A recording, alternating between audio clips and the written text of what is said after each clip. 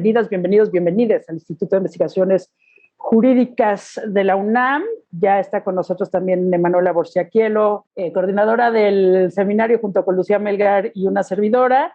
Y el día de hoy tenemos el súper gusto de contar con nosotros con Betsabe Human Andía y la doctora Lucía Melgar va a presentarla y llevar el día de hoy nuestra sesión. Pues Betsabe, muchísimas gracias, bienvenidas Lucía, bienvenidas Manuela, y le dejo la palabra a Lucía Melgar.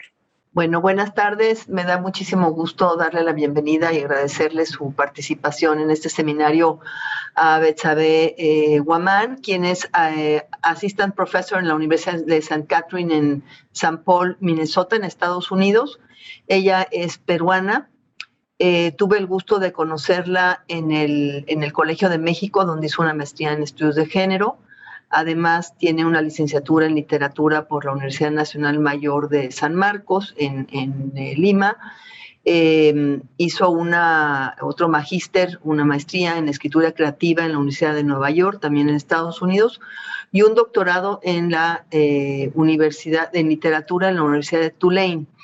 Y ella lleva mucho tiempo trabajando primero sobre escritoras peruanas y mexicanas, poetas en particular, también representaciones de la violencia. El tema de violencia ha sido una constante en sus estudios, en particular el tema de la violencia sexual en el arte latinoamericano, no solo en la literatura. Trabaja desde el performance, la poesía, la novela y el cine, y se ha explorado los campos de lo que son los estudios de la memoria, los estudios del trauma, además de los estudios de género. Además de académica y profesora universitaria, Betsabe es narradora, ha publicado varios libros de cuentos, Sábado PM, Memento Mori y La Oscuridad del Sombrero, y la Oscuridad del Sombrero está disponible en ebook. Entonces, bueno, sin más, le damos la bienvenida y, como digo, agradecemos muchísimo tu presencia, Betsabe. Adelante, tú tienes la palabra. Bueno, buenas tardes. Gracias, Lucía. Gracias, Lucía, dos Lucías que agradecer, y gracias, Emma. Bueno, primero que nada, muy honrada y muy contenta de compartir la tarde con ustedes. Yo, como dijo Lucía, estudié en México y fue mi primera experiencia fuera del Perú, así que para mí México es mi casa, ¿no? Lo tengo muy presente en el corazón, entonces muy contenta de poder compartir algunas ideas con ustedes hoy. Bien, entonces, el título de esta presentación es cómo representar la violencia contra las mujeres y no perpetuarla, ¿sí?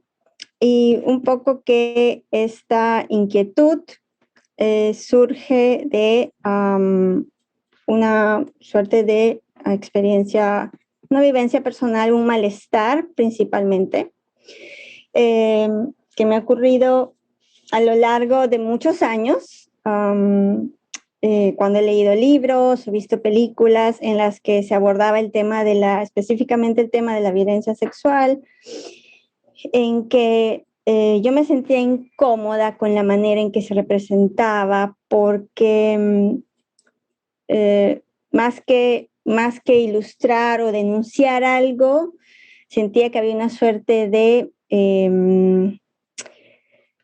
no digamos, bueno, sí, en unos casos, invitación al goce, ¿sí? O celebración, más bien, ¿sí? De esa violencia, ¿sí? Y creo que ese es un malestar con el que he convivido bastante tiempo, hasta que decidí que me gustaría trabajar eso, o sea, descubrir un poco qué es lo que genera y produce ese malestar, ¿no? Y por tanto, cómo evitarlo, ¿no? O qué representaciones más bien no me generan ese malestar, ¿no? Qué representaciones evitan, ¿no? Bloquean un tipo de acercamiento a la violencia hacia las mujeres, y específicamente a la violencia sexual, que no produce esa emoción, ¿no? Sino más bien que produce lo contrario, ¿no? Que sería pues rechazo, ¿no? Enojo, incluso desaprobación, ¿no? Y así fue como encontré algunas autoras que lograban eso, ¿no? Y eso me pareció muy importante y decidí estudiarlas, ¿no? Una de ellas es Rocío Silva Santisteban, que es una poeta peruana, que en realidad empezó su poesía en los años 80 con un discurso poético, como era muy común en esos años, ¿no? En el que se reivindicaba el cuerpo y la sexualidad femenina, ¿no? Desde una posición de empoderamiento, digamos, en que era la mujer la que pautaba, ¿no es cierto?, su deseo, su experiencia, desde el yo, ¿no? Y no sujeta o subyugada, ¿no es cierto?, al deseo del otro, ¿no? Sin embargo, en ese proceso poético, Rocío tiene un libro bastante diferente y mucho más retador para el lector, ¿no? Que se llama Las hijas del terror, en el que aborda la violencia política que ocurrió en el Perú durante 20 años, ¿no? Tal vez no todos, no todas, todes estén familiarizados con lo que pasó en Perú, pero de 1980 al 2000 en el Perú hubo una guerra interna en la que básicamente dos grupos armados, ¿no?, se enfrentaron al Estado con el deseo de cambiar la sociedad peruana por completo, ¿no? Si bien todavía es una necesidad legítima, ¿no?, la de cambiar una sociedad tremendamente racista, tremendamente desigual, tremendamente machista, lo hicieron mediante la violencia, y las personas que más sufrieron esa violencia, producto de una herencia, ¿no es cierto?, colonial, por años, ¿no?, fueron la comunidad indígena, ¿no?, de la costa de la sierra y de la selva del Perú, ¿no? Entonces, si bien la población indígena en el Perú es más o menos de, no sé, 40%, por dar alguna cifra que les dé una idea general, durante los años de guerra interna, que fueron 20, el 85% de las personas afectadas son personas indígenas, ¿no? Entonces, eso creo que evidencia claramente, ¿no?, que había esa herencia colonial, ¿no?, que hace que la víctima, ¿no?, aquel al que va a ser violentado y vulnerado, sea, ¿no?, el sujeto indígena, ¿no? Y dentro de ese grupo, ¿no?, como supondrán, las mujeres tuvieron una difícil situación, ¿no? Si bien en términos de muertes, ¿no?, quienes más murieron fueron hombres, ¿no?, porque pues la guerra hasta el presente sigue siendo una guerra, ¿no?, una lucha entre hombres. Las mujeres fueron las sobrevivientes, pero padecieron, ¿no?, en básicamente el 95% de los casos, de violencia sexual, ¿no? Y también, seguramente han abordado esto en otro momento, ¿no?, sigue siendo la sexualidad, ¿no?, el mecanismo por el cual siempre el patriarcado subyuga, ¿no?, a la mujer, y enfatiza, ¿no?, ¿sabes?, refuerza, ¿no?, la subyugación, ¿no?, sexual a través del ejercicio de la violencia sexual, ¿no? Entonces alimentan esos dos momentos, ¿no? Bueno, entonces este poemario, Las hijas del terror, habla de la violencia política, ¿no? Entonces ahí volvemos un poco a la famosa pregunta, ¿no?, que se hizo después de Auschwitz, después del Holocausto, ¿no? ¿Cómo se puede escribir poesía, ¿no?, después de esto? Y Rocío Silva Santisteban tuvo la audacia de escribirla, ¿no? Y Y entonces es un poemario que me llamó mucho la atención por eso, y es un poemario en el que, a diferencia de otras expresiones artísticas, en las que, como les decía, sentía ese malestar respecto de la manera en que estaba representada la violencia sexual, en ese poemario hay algunos poemas, ¿no?, que tratan abiertamente del tema, y sin embargo, yo no experimento eso, ¿no? Entonces decidí analizar un poco qué era lo que funcionaba en ese texto, ¿no?, que permitía ese cambio, ¿no? Como una buena práctica, digamos, una práctica estética, ¿no?, que me parece que le hace justicia a un tema bastante difícil de abordar, ¿no?, en una sociedad que de por sí está constantemente sexualizando y violentando a las mujeres, ¿no? Y lo que hizo Rocío Silva Santisteban en ese poemario fue usar, ¿no?, los testimonios que se habían dado como parte del proceso de reconciliación, ¿no?, después, una vez acabada la guerra, ¿no?, como materia prima para ficcionalizar esa situación, ¿no?, de violencia, ¿no? Y cuando digo testimonio me refiero no al testimonio literario ya elaborado, ¿no?, sino literalmente, ¿no?, en un sentido más jurídico, ¿no?, a la declaración verbal, ¿no?, que hacen las personas testigos, ¿no?, o participantes de los hechos, ¿no? Entonces, muchas mujeres dieron su testimonio a la Comisión de la Verdad, ¿no?, en la que contaron, entre muchas otras situaciones terribles que habían vivido, pues la violencia sexual que habían sufrido de parte principalmente del Estado, ¿no? O sea, de los cuerpos del ejército y de otros cuerpos del gobierno que se crearon para combatir, ¿no?, durante la guerra, ¿no? Y entonces se trató de una violencia sexual recurrente, ¿no? Hay varios casos de esclavitud sexual que duró muchos años, ¿no? Incluso pueblos, ¿no?, aislados de la capital, en el que las mujeres fueron constantemente no solo humilladas sexualmente, sino además se les demandaba que también les sirvieran, les dieran comida, ¿no?, los atendieran, ¿no? O sea, se generó toda una situación bizarra en la que, ¿no?, el ejercicio de la violencia estaba instalado ahí. Y bueno, en este poema, que son poemas fuertes, ¿no?, son poemas evidentemente con una carga afectiva muy, muy poderosa, me di cuenta que el hecho de que se usaran esos testimonios, ¿no?, que demandan pues una condición de veracidad, ¿no?, porque han sido dados en ese contexto, ¿no?, dentro de los juicios y la recuperación de la memoria en torno a la guerra, el punto de vista desde el cual se aborda, ¿no?, la situación de violencia es el punto de vista de la mujer, ¿no?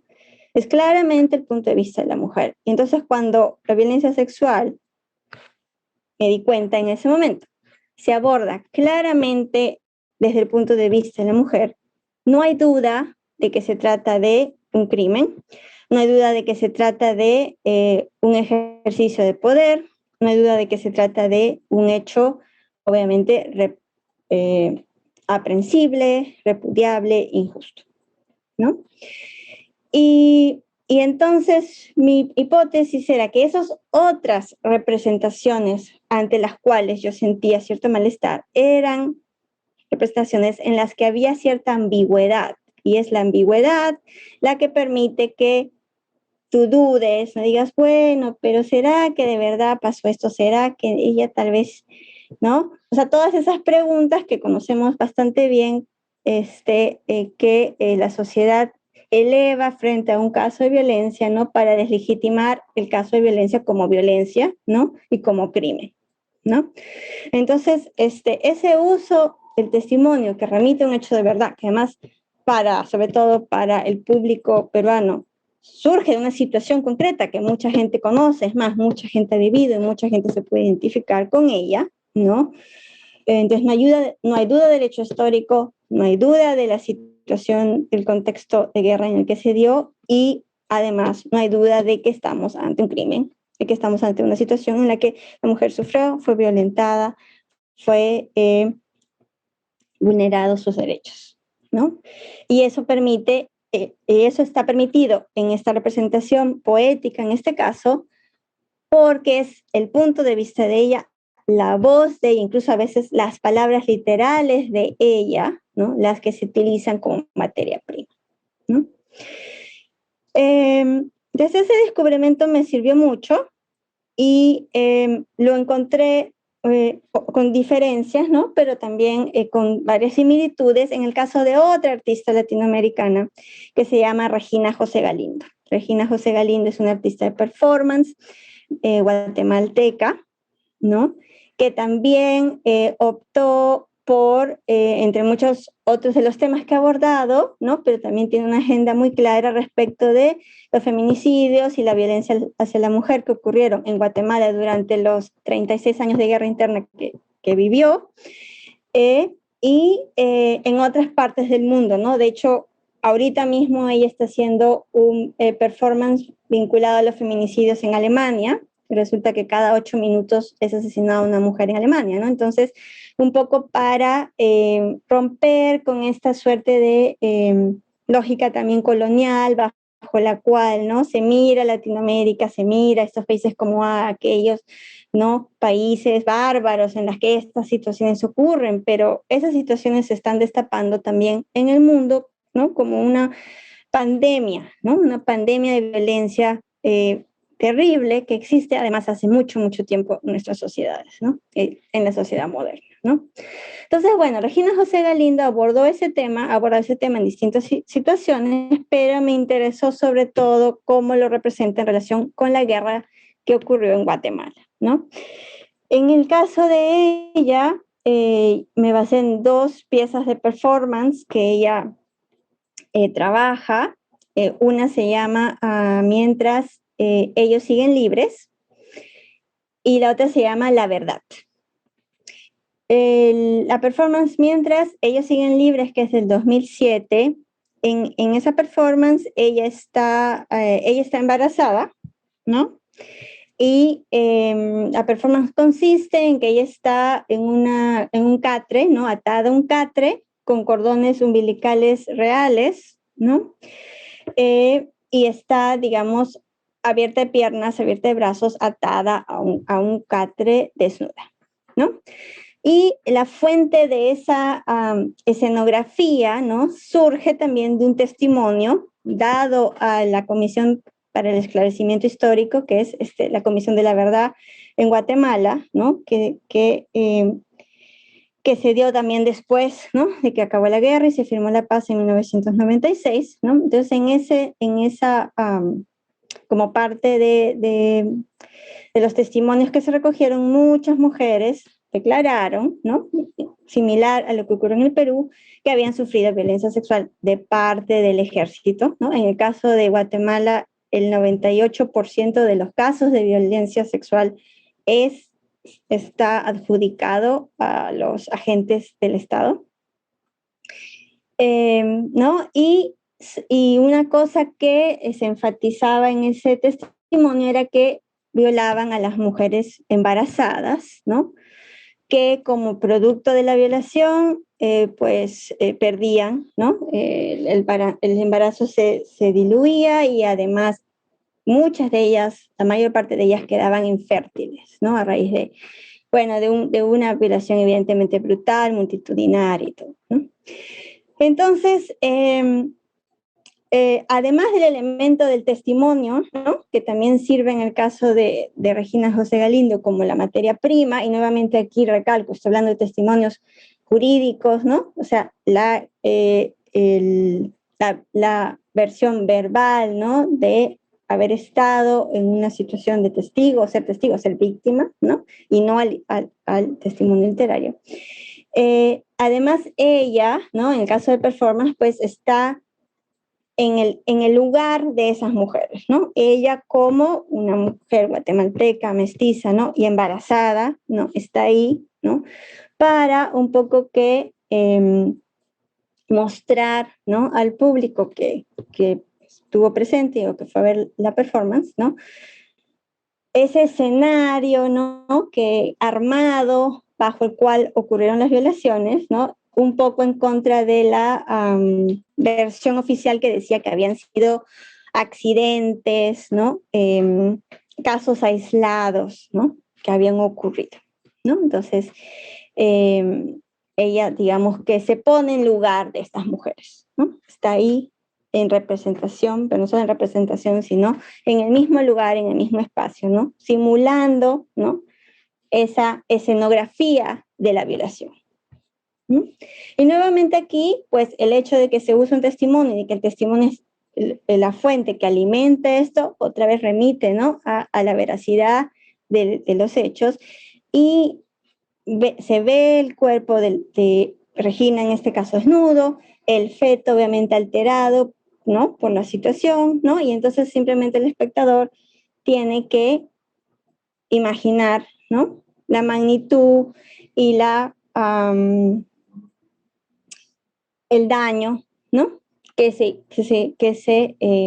hizo, que se cometió contra estas mujeres, ¿no? Mujeres que obviamente han sido deslegitimadas después por sus comunidades y por la sociedad con los mismos argumentos que ustedes ya han oído. Bueno, tal vez no era cierto, ¿no? ¿Dónde estaría? ¿Por qué estaba ahí? ¿Qué estaba haciendo? Etcétera, etcétera, etcétera, ¿no? Entonces, aquí, esta representación, nuevamente, desde el punto de vista de la mujer, tomando la voz de la mujer, tomando el testimonio de la mujer, ¿no? Deja poco espacio a la duda, ¿no? Y por tanto, hasta cierto punto, o mi lectura es que anula ese malestar desde el cual a veces ciertas representaciones de la violencia sexual más bien parecen alimentar la violencia sexual o alimentar esa fantasía de que la violencia no es violencia, ¿no? Entonces, esos fueron los casos, el de Rocío Silva Santisteban y el de Regina José Galindo, que trabajé yo en mi tesis de doctorado, ¿no? La otra performance que usé de Regina es una performance más sencilla en su puesta en escena, pero también muy poderosa, ¿no? En esta otra performance se llama La Verdad, ¿no? Creo que ya el título es ya bien significativo, ¿no? Bueno, en esta performance, Regina está sentada en una mesa con unos folios, ¿no? Y empieza a leer, ¿no? Y lo que lee son precisamente testimonios vertidos a la Comisión para el Esclarecimiento Histórico, testimonios en los que no solo se habla de la violencia sexual, sino de la violencia brutal, de las muertes, de las descuartizaciones de bebés, de la destrucción de las casas, de los embrios, de los animales, de todo, ¿no? O sea, es una narrativa del horror, ¿no? Lo que ella narra.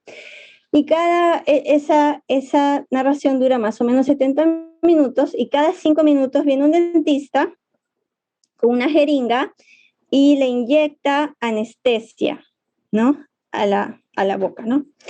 Entonces, si bien al principio no pasa nada, pronto, pues, cuando su voz se hace cada vez más lenta, la vocalización de lo que está diciendo no se entiende, no se escucha, ¿no? Uno no puede descifrar exactamente qué es lo que ella está diciendo, ¿no?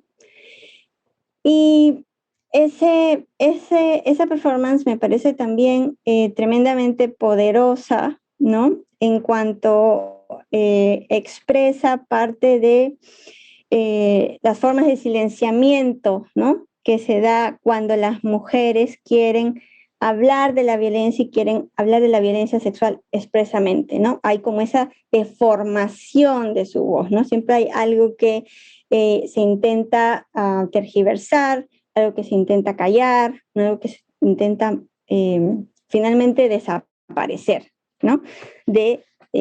Y entonces como que la sola enunciación de la violencia sexual desaparece, ¿no? Y entonces esa performance por eso me parece bien significativa en cuanto básicamente grafica, ¿no? De una manera muy creativa una situación, ¿no? de sistemática violencia hacia las mujeres, ¿no? También en el caso de Guatemala, además, similar al caso de Perú, la de los 200.000 víctimas, ¿no? de la violencia durante esos 36 años de guerra fueron principalmente indígenas, ¿no? Y también ahí, si bien la mayor parte de los que desaparecieron, murieron, fueron hombres, fueron las mujeres sobrevivientes las que sufrieron, ¿no? la violencia sexual. Y en algunos casos, como he dicho, como en los casos que ella retrata, violencia que generó en ellas la infertilidad, ¿no? y la pérdida de estos bebés que ya estaban gestando, ¿no? Entonces, bueno, en esta otra performance nuevamente vemos el tema del testimonio, el tema del punto de vista de la mujer, ¿no? Y cómo nuevamente aquí la representación de la violencia, ¿no? evade ese malestar, ¿no? de la ambigüedad al establecerse claramente, ¿no? desde la perspectiva de las mujeres que sufrieron la violencia, ¿no? Bueno, ese proyecto que empezó con estas dos autoras, ¿no? Ha crecido, ¿no? Es un proyecto en proceso, ¿no? Y en las otras autoras hay otros mecanismos por los cuales llegan también a evadir, ¿no? este reforzamiento de la violencia sexual en su representación, ¿no? Algunas de esas autoras que trabajo son Teresa Margolles, Tatiana Hueso y Claudia Hernández, ¿no? En el caso de ellas es lo opuesto a la subjetividad. Ahí no hay subjetividad, hay más bien una suerte de espacio neutral, ¿no? Me refiero en el caso de Teresa Margolles, algunas de sus piezas en las que no hay cuerpo, ¿no? Y por eso me parece una buena contrapunto a Regina José Galindo, en el que ella está ahí, ¿no? Su cuerpo está ahí, la presencia, y es el cuerpo que tiene el peso. En muchas de las piezas de Teresa, bueno, ella prácticamente nunca está, ella, ¿no? Pero no hay un cuerpo, ¿no? Hay la sangre, no hay la saliva, hay el resto, ¿no? Entonces, por eso me interesa también trabajar estas autoras, porque dan otra alternativa, pero básicamente con los recursos opuestos, ¿no? O sea, si uno parte de la subjetividad aquí, digamos que se parte desde una suerte de lugar omnisciente, ¿no? Desde el cual, sin embargo, también se evita, ¿no? Esta suerte de perversión, regocijo de una violencia que se quiere hacer pasar por erotismo, ¿no? Y eso pasa tanto en Teresa Margolles como en Tatiana Hueso como en Claudia Hernández, ¿no? Ellas tres optan por esta otra aproximación, ¿no? Enunciativa y de representación, ¿no? Pero con el mismo fin, ¿no? Que es evitar, ¿no? Esa duda, ese vacío en el cual cabe la posibilidad de que eso que estamos viendo no sea violencia, o cabe la posibilidad de que ¿no? este hecho no haya sido sentido como algo, como un crimen, sino haya sido un hecho gozoso, ¿no? que es el punto de vista de la abyección, ¿no? Y bueno, eso es básicamente, digamos, a grandes rasgos, lo que yo quería presentar, ¿no? Puedo desarrollar alguna de esas líneas si les interesa. Les prefiero tal vez quedarme ahí y abrir un poco la conversación, y podemos retomar cualquiera de estas autoras o propuestas según lo que ustedes consideren o les interese más.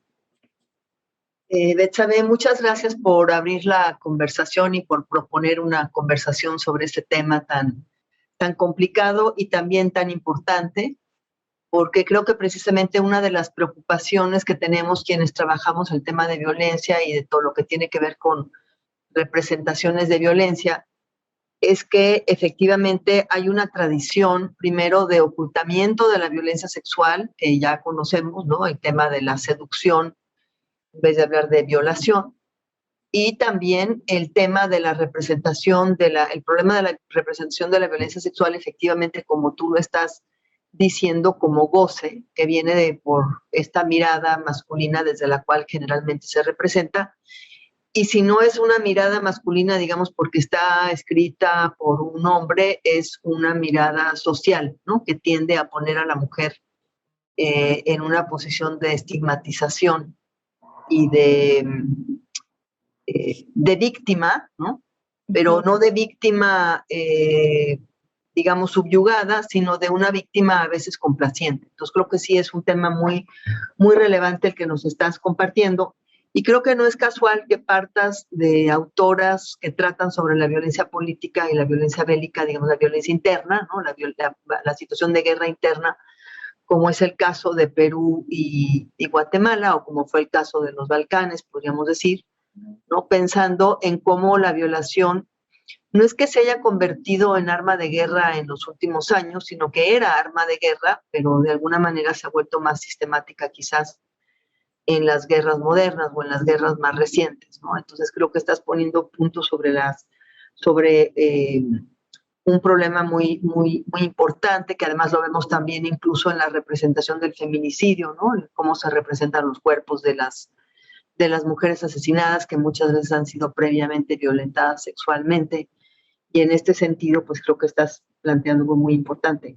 Me gustaría, sí, voy a obviamente dejarle la palabra a Emanuela, que tendrá también preguntas, y luego abriremos a las preguntas del público, pero me gustaría un poco que ampliaras estas referencias que hiciste, quizás a Tatiana Hueso, porque puede ser que sea una de las autoras más conocidas en México, digamos, una cineasta, ¿no?, muy importante, que bueno, yo tengo una gran admiración por su trabajo. Precisamente una de las razones es precisamente su forma de referirse a la violencia sexual.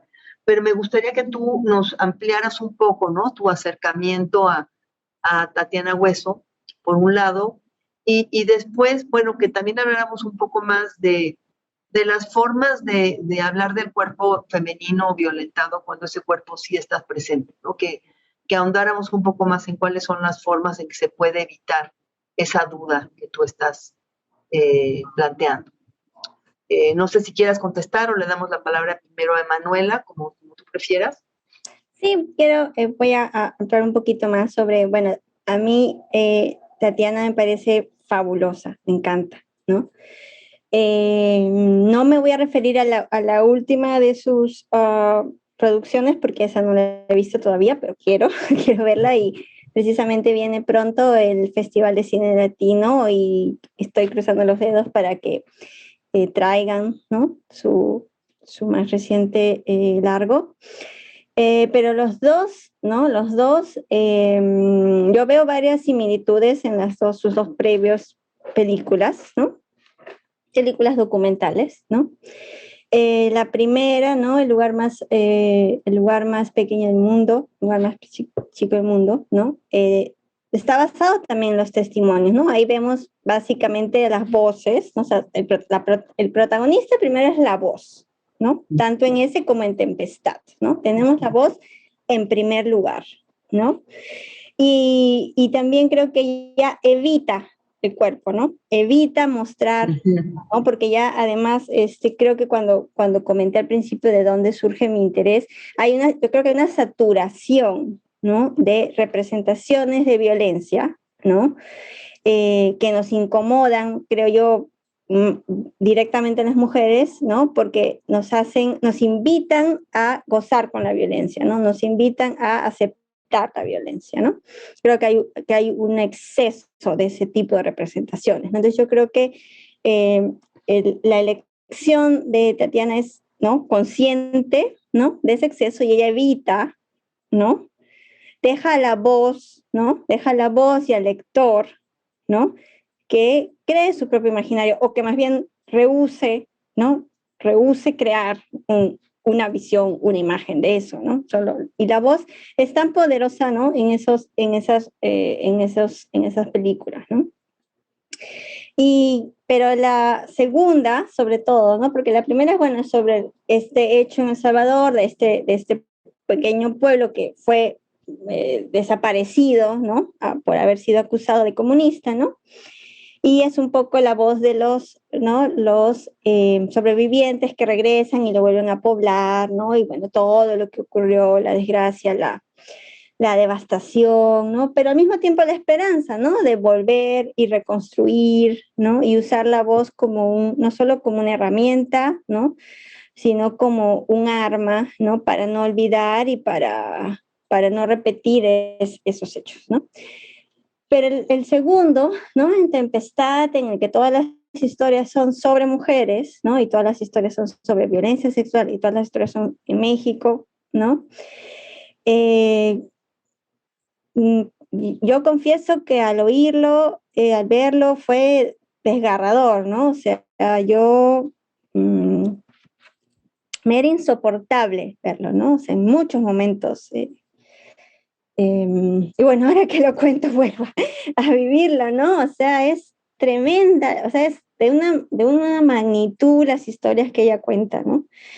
Tan terribles, tan duras, ¿no? Y creo que frente a esa saturación, ¿no? De imágenes violentas, ¿no?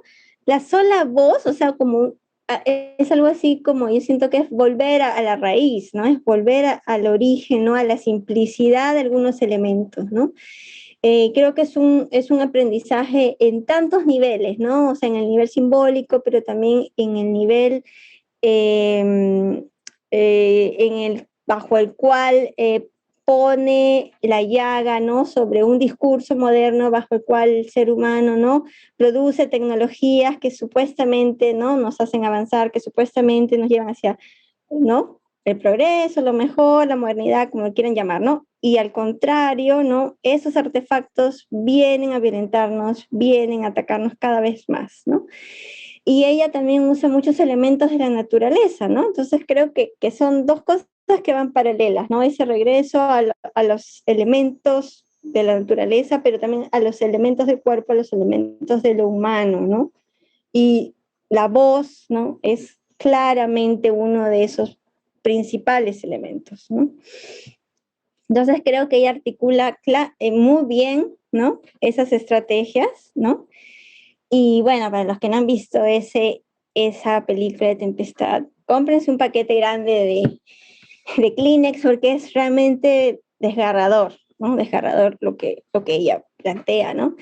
Y es la sola voz la que te va llevando por una narrativa, ¿no? Y tú ves imágenes de todo menos de eso que se está diciendo, ¿no? Entonces creo que de alguna manera, digamos que tu corazón, tu mente recibe esa información, pero visualmente el discurso es otro, ¿no? Como un contrapunto a la densidad y la brutalidad de eso que se está diciendo, ¿no? Porque si no, yo creo que no se podría ver, ¿no? Ya sería, la muerte total, ¿no? Entonces creo que ella creo que sabe hilvanar muy bien esos elementos, ¿no? Y por eso me gusta, y creo que ahí también, como decía, ¿no?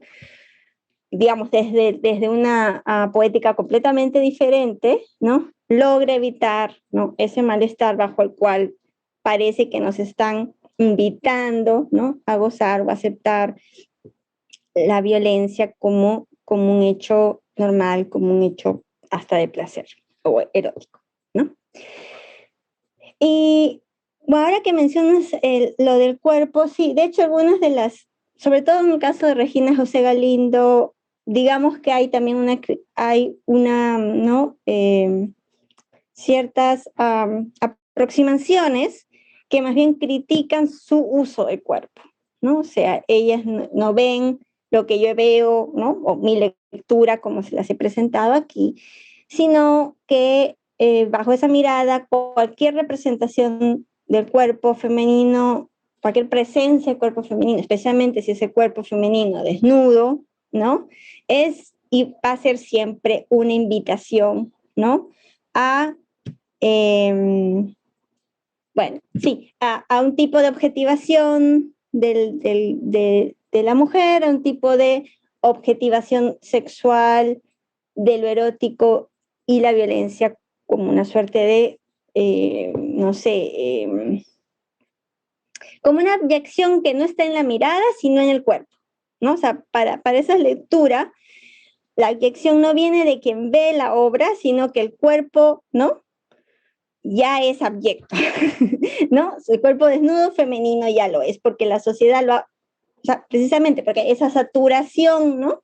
Cuando vemos un cuerpo es como que conectamos, ¿no? Con todas esas otras, ¿no? Representaciones que ya han sido instaladas por la cultura, y entonces es como que, ¿no? Digamos, es una suerte de lenguaje, ¿no? Que no puede escapar pues a sus sentidos, ¿no?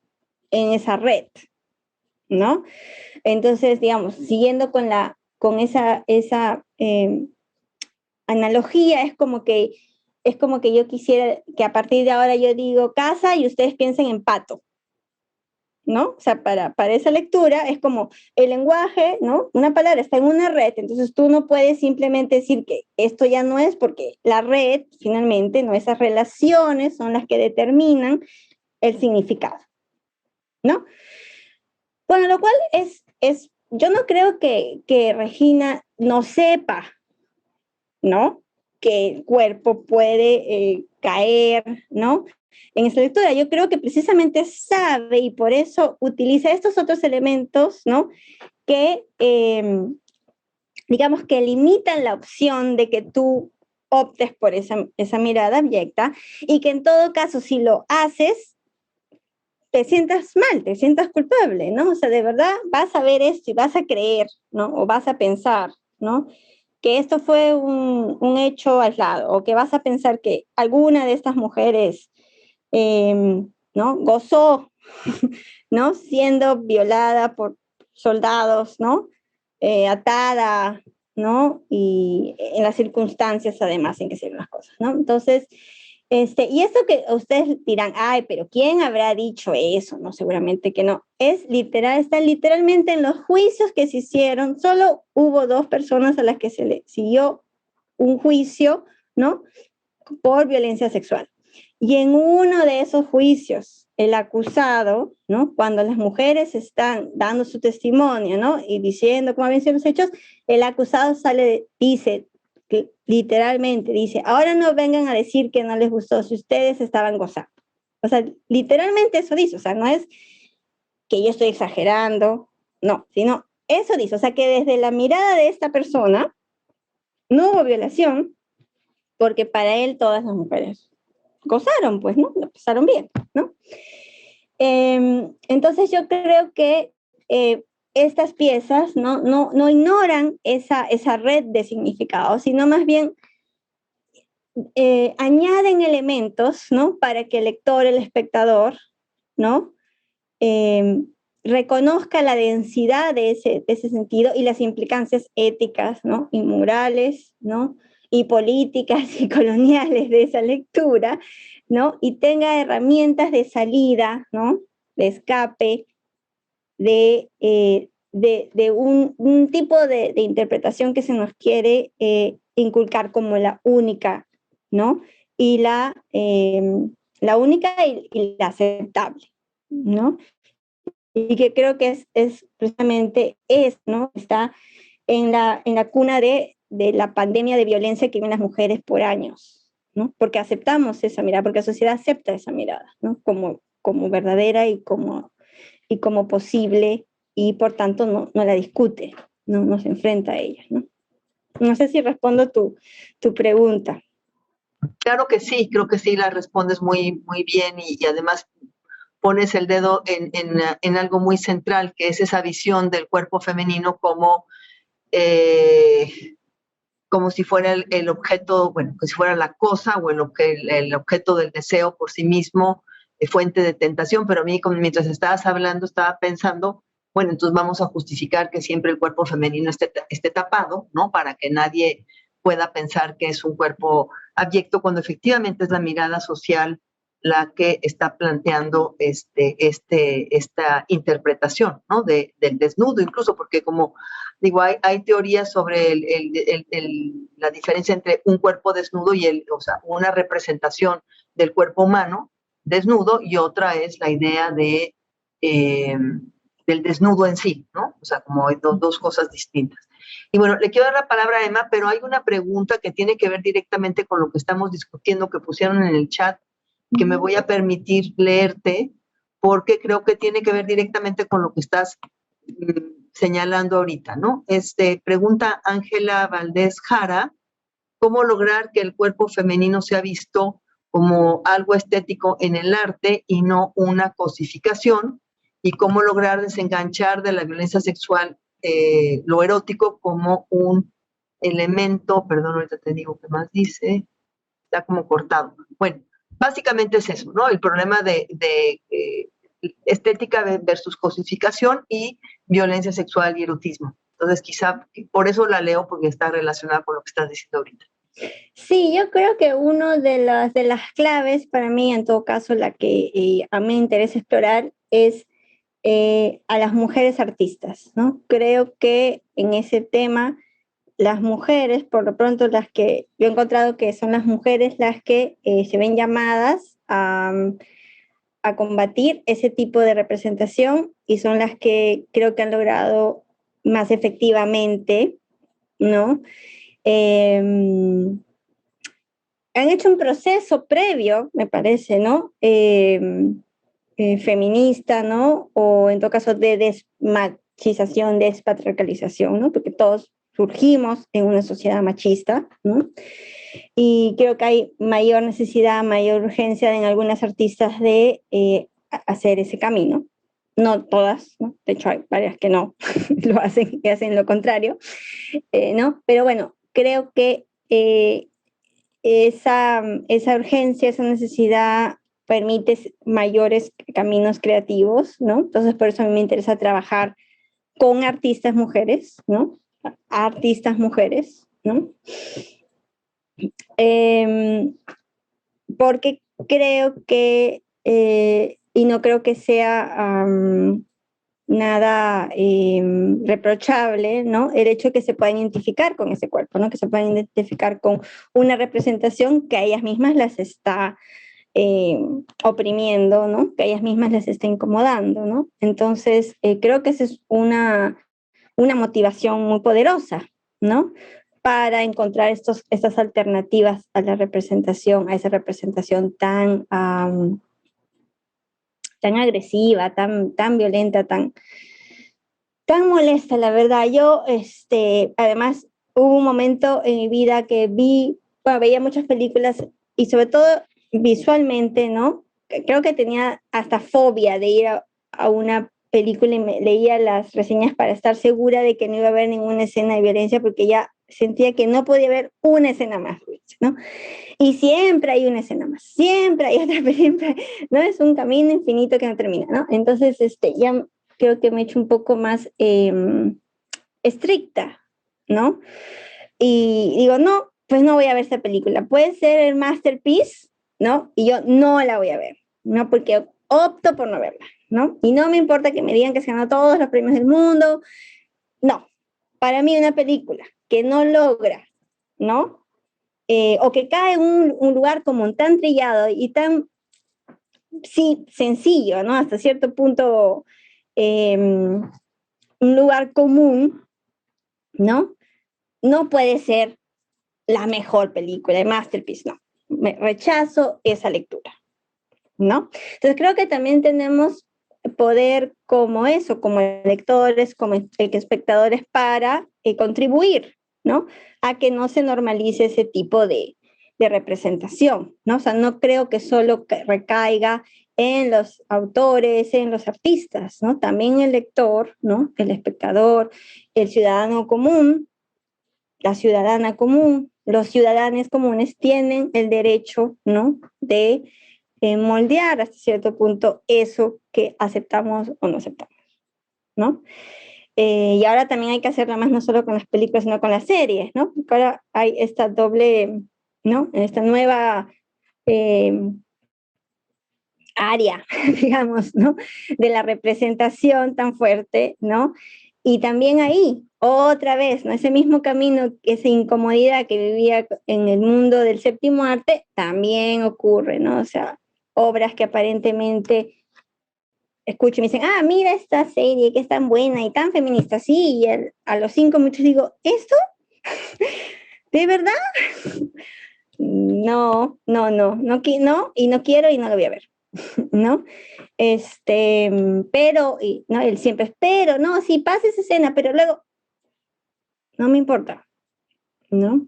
Ya, o sea, ya me perdiste, a mí ya me perdiste, como lectora, como espectadora, como cómplice de tu propuesta, ¿no? Entonces yo creo que es una lucha, ¿no? De muchas facetas y de muchos actores, ¿no? Y todos tenemos que estar involucrados, ¿no? Muy bien. Sí, me haces pensar en con lo que estás diciendo ahora de el rechazo a ciertas escenas, digamos, de violencia sexual, etcétera, en el cine en particular, que en ese artículo de Laura Mulvey, donde habla de que nos ponen a las espectadoras como víctimas porque nos identificamos con la actriz, ¿no? Y al hombre como voyeur que está gozando de la escena o de la cara o del cuerpo que está viendo. O sea, desde ahí viene un serio problema. Bueno, le doy la palabra a Emanuela para que ella pueda comentar y hacerte alguna pregunta. Y luego seguimos con las preguntas que están poniendo en el chat. Les invito a poner sus preguntas en el chat para que las podamos leer. Hola Isabel, un gusto. Hola. Por la estima, el cariño que te tengo, es un gusto escucharte como siempre. Y quería solo dar una anécdota, ¿no? Respecto de justo lo que tú decías. En el 2014-2015, en Milán, gracias al espléndido curador de arte contemporáneo Diego Sileo, se organizó en el pabellón de arte contemporáneo, en el Museo de Arte Moderna de Milán, una exposición sobre Regina José Galindo, muy famosa en Europa y la artista más joven a ganar la Biennale de Venecia. Diego Sileo, gracias a su inteligencia, publicó un catálogo sobre la muestra, sobre la exposición de Regina, donde hasta quiso que se escribiera un ensayo sobre la importancia de la categoría feminicidio, cuando nadie no hablaba de feminicidio en Italia. La gente se fue a ver la exposición de Galindo, una de las performances en el centro de la exposición fue una de sus performances más famosas, que es ¿Quién puede borrar las huellas? ¿No? Que no sé si ustedes la conocen, en YouTube la pueden descargar, es ver, es del 2003 y prácticamente ¿qué hace Regina? Para protestar en contra de los feminicidios en Guatemala, se corta las venas del pie, rellena una cubeta con su mismo sangre, pone los pies en la cubeta y después un paso después el otro, llena de huellas, ¿no? Las escaleras que sube hasta el Parlamento. Vale, lo expliqué muy mal, pero eso para darle, ¿no? Una imagen de lo que se puso en el centro del museo.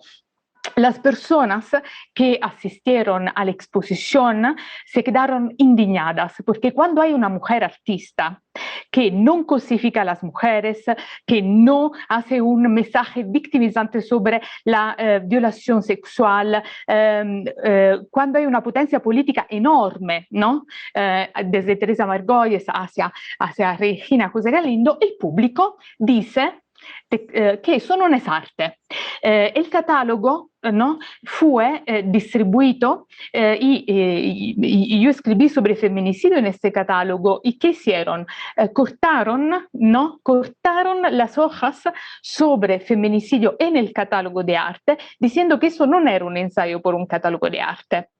Eso para decirle que es muy interesante, ¿no? Es muy interesante ver cómo Betzabel hizo un espléndido recorrido desde la poesía a la performance, al arte de mujeres, enseñándonos que a través de la poesía, que la poesía, el arte, la performance saben leer la realidad, nos pasan una lectura crítica y política de la realidad.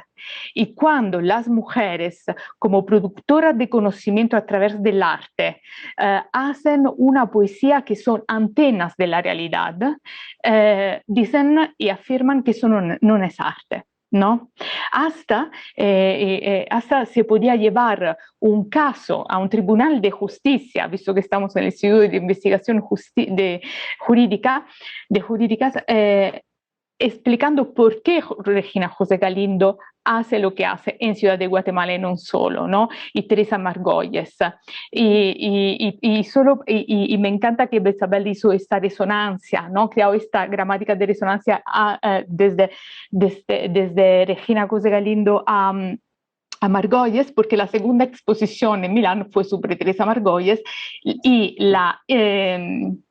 esta vez la acogida del público, ¿no? La reacción del público fue diferente, lo hablamos, ¿no?, con el curador de la exposición, probablemente porque en el centro del escenario no estaba el cuerpo de la mujer, no estaba el cuerpo del artista como justo tú, Betzabel, nos estabas explicando, ¿no? Teresa Margolles no tiene obras donde ella está, ¿no?, con su cuerpo, con su yo autobiográfico, a diferencia de Regina, que hasta embarazada se pone en el centro del escenario, ¿no?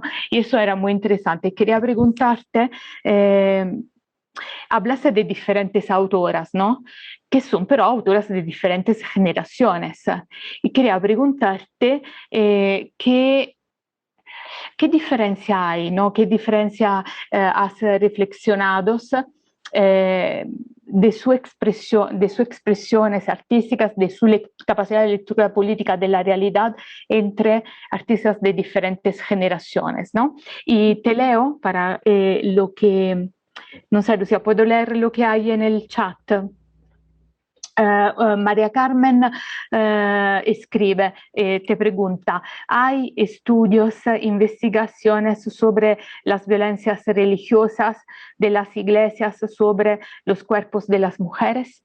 Sí, primero para comentar un poquito lo que señalaste, ahora que mencionas las autoras que yo he elegido o que quiero incluir en este estudio, si bien son de generaciones diferentes, aunque tampoco tan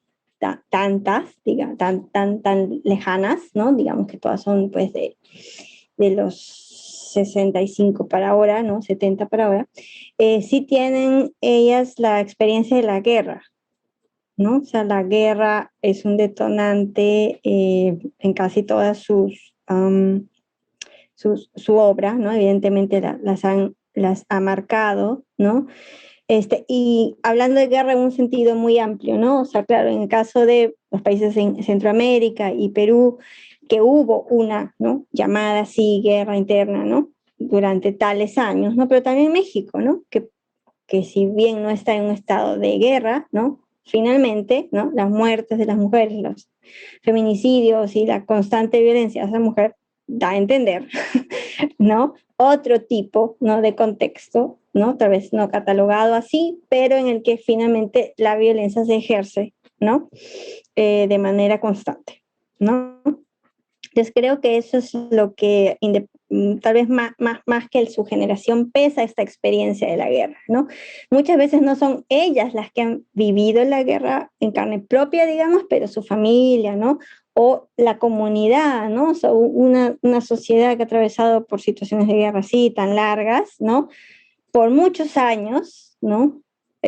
Hay un proceso, ¿no? No solo de duelo, sino de reconstrucción, una batalla por la memoria, ¿no? Porque siempre están las lecturas de cómo se va a contar esa historia, ¿no? ¿Quién va a contar esa historia? ¿Qué se va a decir de eso que ocurrió, ¿no? Entonces, ahí las voces de las mujeres, las voces de los indígenas es vital para que no se repita, ¿no? Ese borramiento, ¿no? De los hechos de violencia, ¿no? O sea, hasta cierto punto podríamos también leer todos los acontecimientos, ¿no? De la independencia, de las independencias latinoamericanas, ¿no? Como hechos de violencia, incluso hasta brutales, ¿no?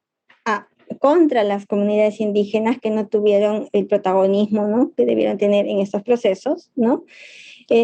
¿No? Y que sin embargo a lo largo de los años se cuenta esa narrativa, ¿no? Como la gran independencia, ¿no? Pero los indígenas siguieron siendo explotados, siguieron siendo marginados, siguen siendo, ¿no? Hasta ahora, ¿no? Entonces la guerra, digamos, permite estos momentos de negociaciones, ¿no? Entre los distintos actores sociales, ¿no? Y creo que por eso, como tú decías, el arte es tan importante ahí como para dar algunas pautas, algunas señalizaciones de qué hacer, ¿no? Frente a ese momento clave, ¿no? Sobre la religión, solo recuerdo un artículo muy bueno, solo que no me acuerdo de quién es, tendría que buscar el autor, pero sí hablaba de cómo todas las religiones, o las más, no todas, las más importantes, las más conocidas en todo caso, ¿no? La religión católica, la musulmana y la judía, ¿no? Tienen estas, ¿no?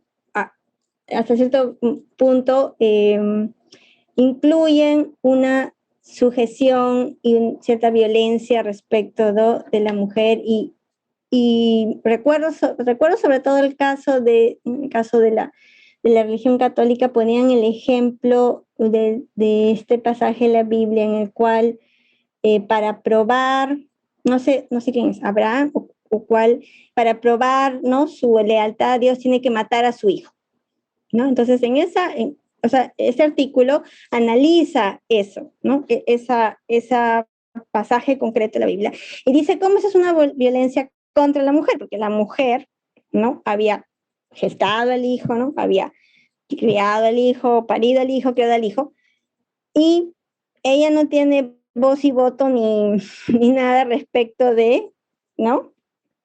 De esta situación, y lo vemos también ¿no? En la mitología griega, ¿no? Cuando sacrifican a Ifigenia, y bueno, eso es lo que desata pues la ira de Clitemnestra, ¿no? Contra su marido, ¿no? Porque mató a su hija, ¿no?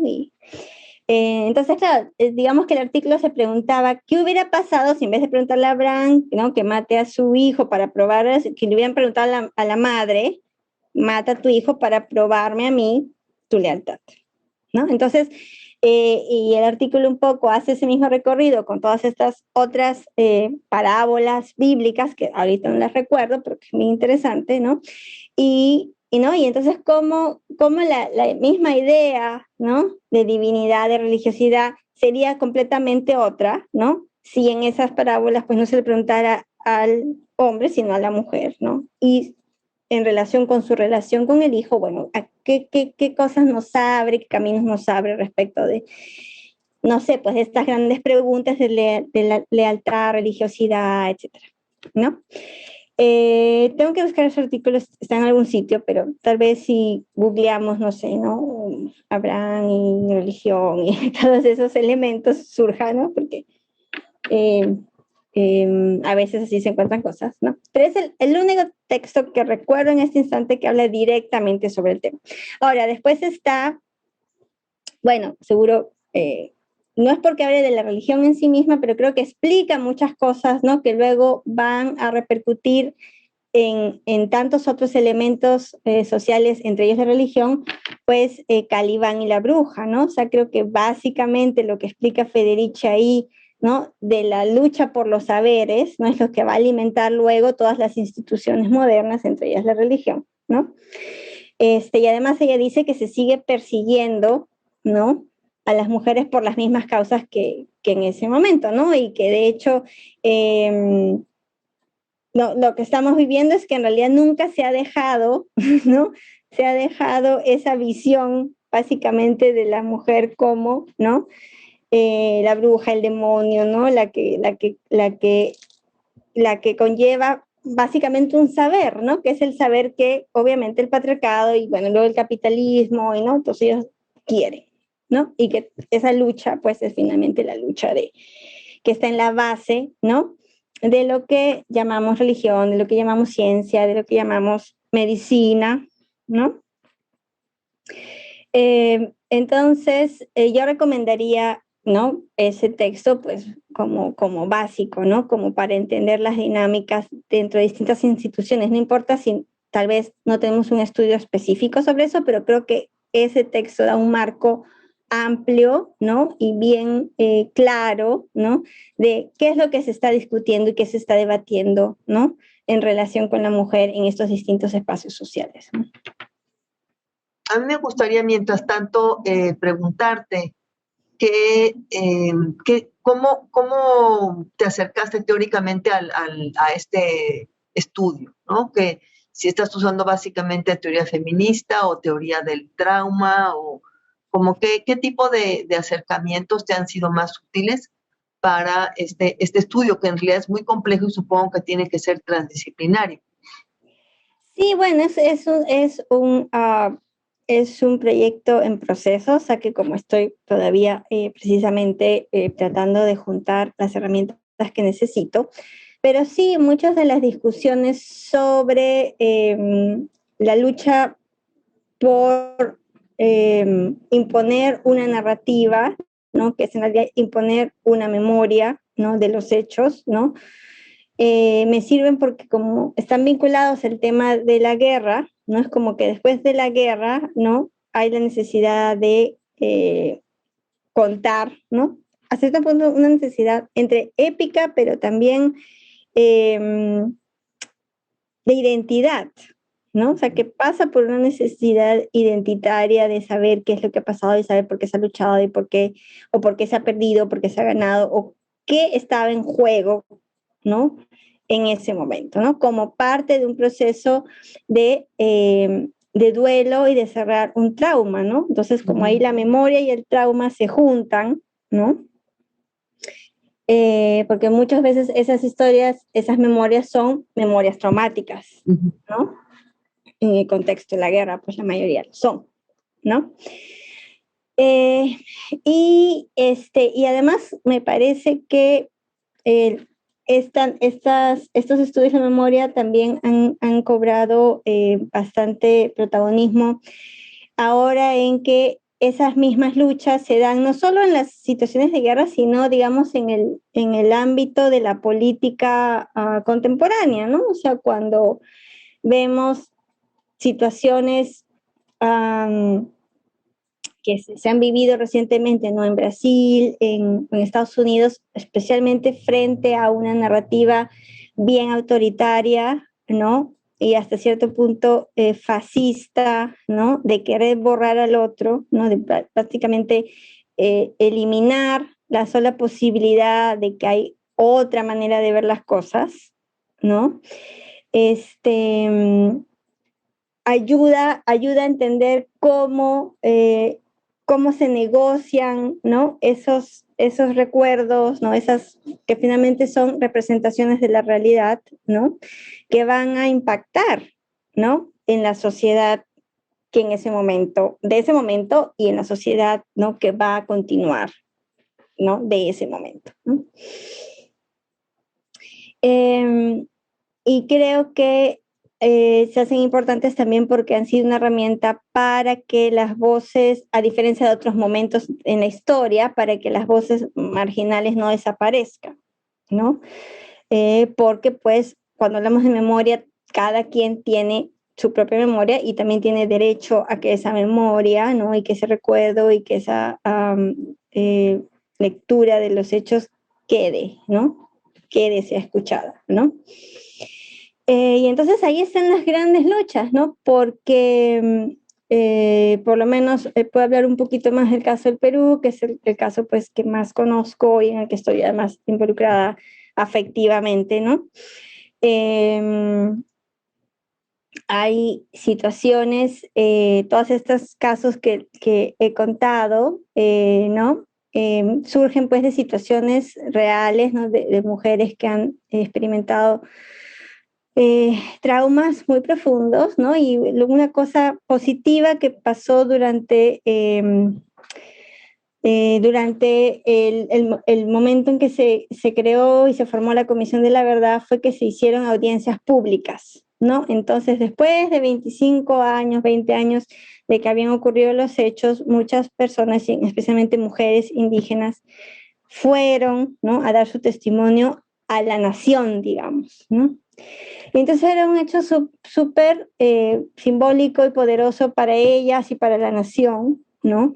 Oír, ¿no? Oír lo que esas mujeres tenían que decir, ¿no? Y ellas hablan de esta violencia, de esta violación, ¿no? A veces a veces en realidad no lo dicen, ¿no? Sino que lo dan a entender, ¿no? Porque es difícil verbalizar, ¿no? Y además la emoción les gana esas cosas que están ocurriendo, ¿no? Bueno, pero a pesar de que, ¿no?, hubo esos, están grabados, ¿no?, han sido televisados y todo, ¿no? Eso ocurre en el 2002.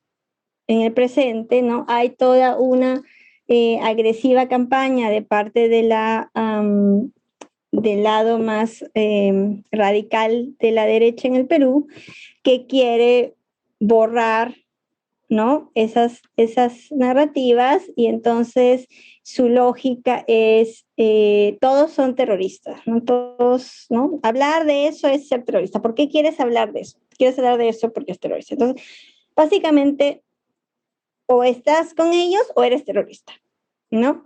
Y entonces es una simplificación de los hechos, en un contexto además en el que la mayoría de las crímenes que cometió el Estado, ¿no? No han sido juzgados y los militares han sido amnistiados, ¿no? Y muchas de las víctimas nunca han sido oídas, nunca han no conseguido justicia sobre sus casos, ¿no? Y claro, este grupo terrorista pues sigue encarcelado, ¿no? Y a pesar de que han cumplido su condena, la sociedad los sigue señalando como, ¿no?, siempre enemigos, ¿no? Al mismo tiempo que solaza otros crímenes, ¿no?, cometidos por el ejército, por ejemplo, ¿no? Entonces, bueno, volvemos a repetir, ¿no?, la doble moral, ¿no? Una moral que además descansa en imponer una verdad sobre otra, y lo único que determina qué verdad es la que se debe oír es la capacidad, ¿no?, que tienen estas personas adquisitiva, de poder, de influencia, ¿no?, para imponer su verdad por sobre las demás, ¿no? Entonces, y bueno, y eso es muy relevante para esto que estamos hablando en relación con la violencia, porque como decía, parte de todo esto que he explicado, ¿no?, de la dificultad de hablar de una narrativa de la violencia hacia la mujer, la violencia sexual hacia la mujer, que no sea erótica y que no disfrace, ¿no?, la violencia con erotismo, parte del hecho de que se sigue queriendo imponer, ¿no?, una sola mirada, ¿no?, de un hecho que tiene dos lados, ¿no? Dos lados, ¿no? Y que es la misma mirada que hasta cierto punto justifica pues todas estas otras violencias y todas estas otras marginaciones, discriminaciones, ¿no? Entonces, en ese sentido, también creo que es muy valioso el aporte de María Lugones en su lectura de cómo la colonialidad está absolutamente imbricada, ¿no?, a una visión de género, ¿no? Una visión que va a recaer más fuertemente sobre las mujeres, ¿no? Y cómo no podemos disociar, ¿no? O sea, hasta cierto punto por eso es la reivindicación feminista de cambiar el mundo es absolutamente vigente, ¿no? Porque ya se han intentado varias cosas, ¿no? Y sin embargo no se ha cambiado porque no es un elemento que podamos sacar o poner, ¿no? Sino es un elemento tremendamente necesario para la estructura de poder imperante, ¿no? Entonces,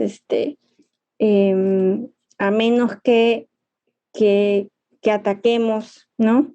Que seamos conscientes de la magnitud, ¿no? De lo que la violencia hacia la mujer implica para la sociedad, pues estos casos van a seguir, ¿no? Entonces, sí, me sirven, bueno, ya creo que te he mencionado algunas de las herramientas que estoy usando, ¿no? Bueno, estoy usando los estudios de la memoria, también las investigaciones sobre la colonialidad del poder, ¿no? Sobre todo María Lugones, bueno, Aníbal Quijano. Si bien no uso a Federici, me sirve mucho, ¿no? Para entender un poco el universo previo y también futuro, ¿no? De ese marco en el que estamos inversos, porque pues es la mirada occidental que se impuso, ¿no? Cuando llegaron, cuando se llegó a América, ¿no?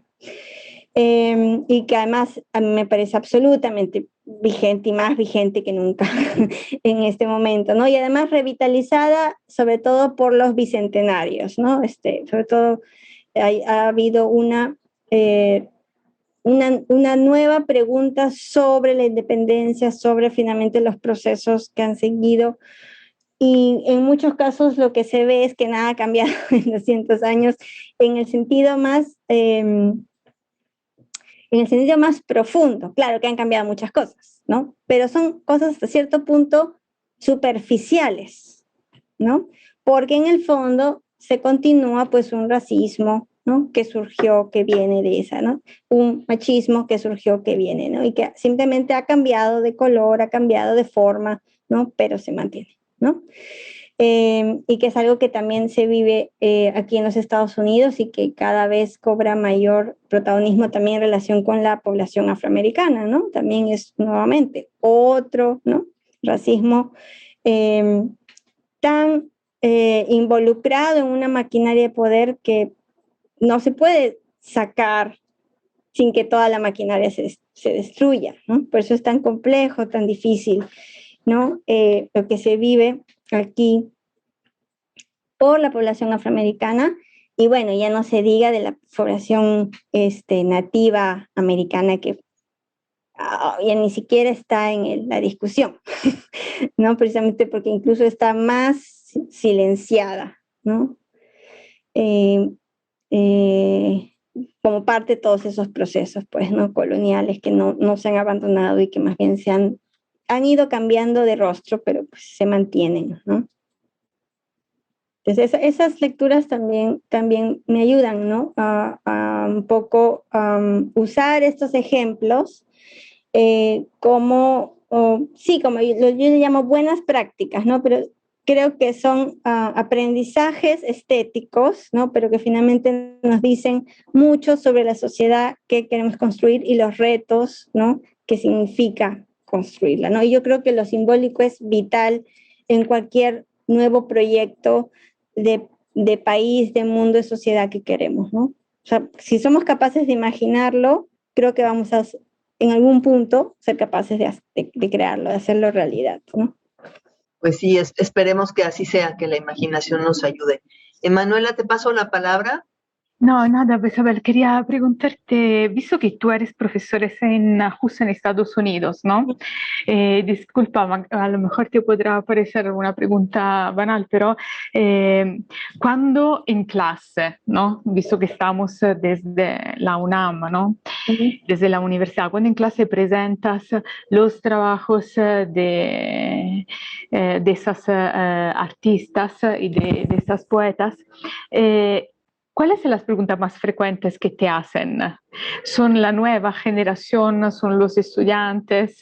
Entonces, ¿cuál es la lectura crítica, ¿no? que tienen ellos y si se sienten también involucrados, ¿no? Porque como tú decías, Regina José Galindo es una genia porque, por ejemplo, ahora está en Berlín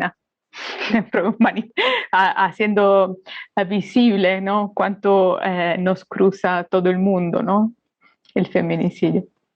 Sí, yo creo que hay mucho, digamos, la respuesta, claro, sí es hasta cierto punto empática, ¿no? Sorpresa, shock, ¿no?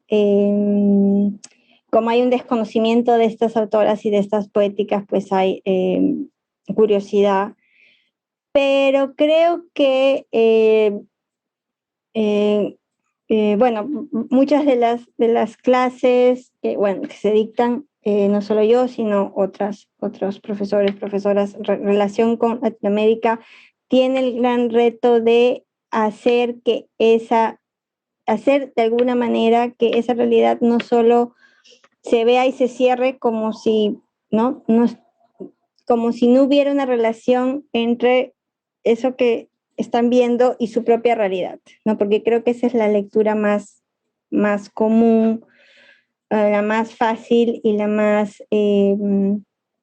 menos problemática, ¿no? Decir, pues qué bueno que eso pasa allá y que no pasa acá, ¿no? Qué mal que les pase, que pase, ¿no? Qué mal que pase, pero pues no tiene nada que ver conmigo, ¿no?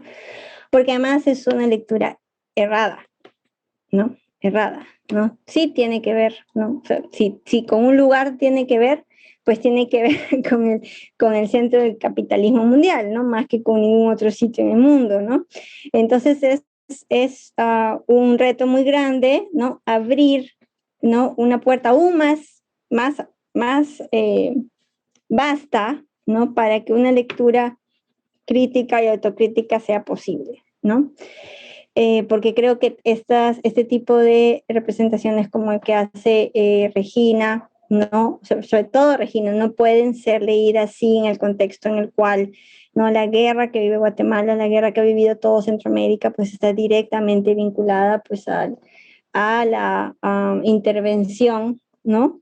Norteamericana, y ella además lo dice, para ella no ha habido 36 años de guerra interna en Guatemala, para ella ha habido 36 años de intervención norteamericana en el estado de Guatemala, ¿no? O sea, para ella no hay, esa es su narrativa, esa es la que ella considera la narrativa oficial, lo cual estoy de acuerdo, pero oficialmente, ¿no? Hay una guerra interna, entonces no parece que fue Guatemala solita, ¿no? Que hizo eso aislada del mundo, ¿no? Entonces, es necesario ese acercamiento de la historia, ¿no? De recorrido histórico, ¿no? También es necesario porque, pues, bueno, sabrán, ¿no? También toda la crisis de la migración, ¿no? Bueno, y la relación entre México y Estados Unidos y la migración, pues, también es muy, ¿no? Compleja, ¿no? Y tiene que ver nuevamente, ¿no? Con esa lectura histórica, ¿no? O sea, si vemos, ¿no? La fotografía aquí, ¿no? Solo viendo la fotografía es que ves, ¿no? Es que puedes validar interpretaciones como me vienen a robar mi trabajo, ¿no? Estas personas son todas, ¿no? Violadores, ladrones, asesinos, ¿no? Y recientemente, justo retomando el tema de Guatemala, ¿no? Bueno, la vicepresidenta pues fue a Guatemala a pedir a Guatemala que no fuera Estados Unidos, ¿no? Lo cual, si solo tuviera cierta información histórica, sabría que eso no sirve para nada, ¿no? O sea, no quieres que vaya y los guatemaltecos a Estados Unidos. Entonces, ¿no? Primero que no lo vas a poder terminar de hoy a mañana, pues ¿no? Eso va a durar años, ¿no? Décadas, siglos, ¿sabes? Bueno, pero si no, deja de intervenir, ¿no? En los países, déjalos, ¿no? Deja de intervenir, deja de perseguir a los gobiernos, deja de apoyar la corrupción, deja, ¿no?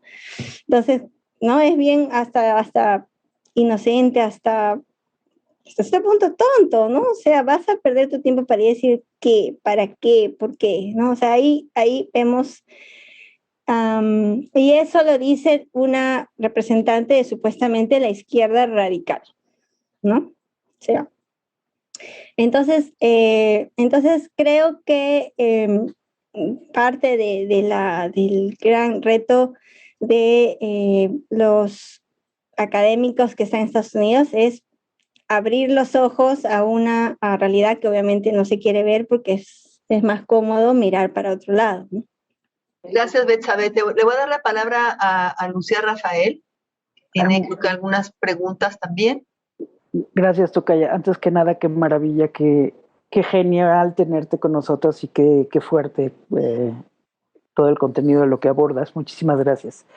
Ahí solamente, bueno, la mayoría fueron recomendaciones del momento de la entrada y salida de compartir o no el PowerPoint, pero está Dayanis María Rodríguez Hernández, que dice saludos desde Cuba, y tenemos solo una pregunta de Dalia Pérez Fernández Ceja. Dice, ¿podemos saber la opinión sobre el cambio relevante con Afganistán y el inminente feminicidio o feminicidios que se están generando? ¿Qué hacer? Porque considero que estamos en un antes y un después sobre la legitimación de estas violencias. Quedaremos desfasadas si no hacemos algo. Gracias.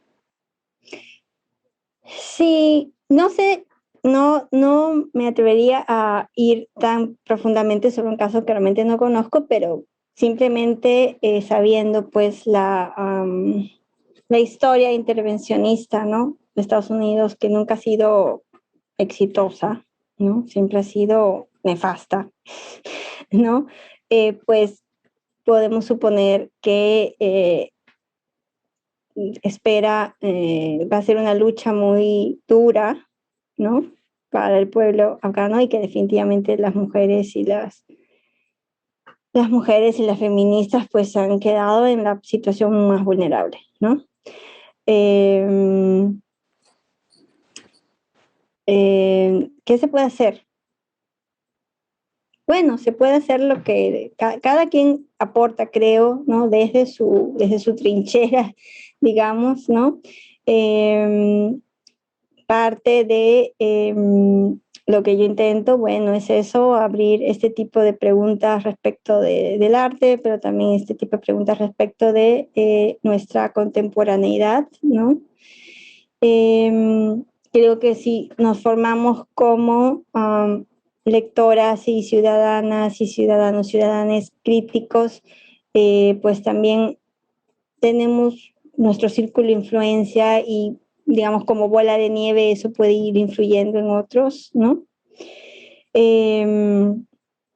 Creo que también todas estas representaciones y estas performances y piezas que he compartido demuestran, claro, terribles pérdidas, pero también el poder y la fuerza de estas mujeres para sobrevivir y para salir adelante, ¿no? O sea, esas cosas, esas historias que al oírlas, yo diría, no puedo creer que alguien pueda, ¿no? Superar una situación de esta naturaleza y hay miles, millones de mujeres que lo hacen día a día, ¿no? Entonces eso deja claro que bueno, esa fuerza está ahí, ¿no? Esa necesidad de sobrevivir, ese poder, ¿no? Entonces no creo que debamos quedarnos en lo trágico y en lo, o sea, no solo leerlo desde ese ángulo, ¿no? Sino decir qué capacidad, ¿no? De fuerza, de fortaleza, de resiliencia de estas mujeres salir, decir su testimonio e inspirar a artistas a hablar y seguir hablando de esto, ¿no? Eso me parece tremendamente poderoso, ¿no? a pesar de que tener todo en contra, ¿no? El poder en contra, su lugar de nacimiento, su género, ¿no? Todo en contra, ¿no? Entonces, yo creo que eso podemos seguir haciendo, ¿no? Todos podemos seguir haciendo, todas podemos seguir haciendo. Sí, y no sé, creo que yo veo esperanza en, si bien, bueno, conté esa anécdota de Kamala Harris yendo a decirle a los guatemaltecos que no vayan, pero también yo creo que este movimiento de resistencia del racismo no se va a detener, y yo creo que eso va a generar una respuesta, y que la respuesta va a ir cobrando más fuerza, ¿no? Y eventualmente a la sociedad, al estilo, al poder imperante desde dentro, ¿no? Creo que eso es vital para garantizar cambios, ¿no? En nuestra sociedad, en el mundo. Emanuela, ¿quieres algún otro comentario? Bueno, aquí tenemos un comentario que hacen en el chat. En mi opinión, la educación es un elemento esencial para el cambio de visión. Creo que estaríamos de acuerdo.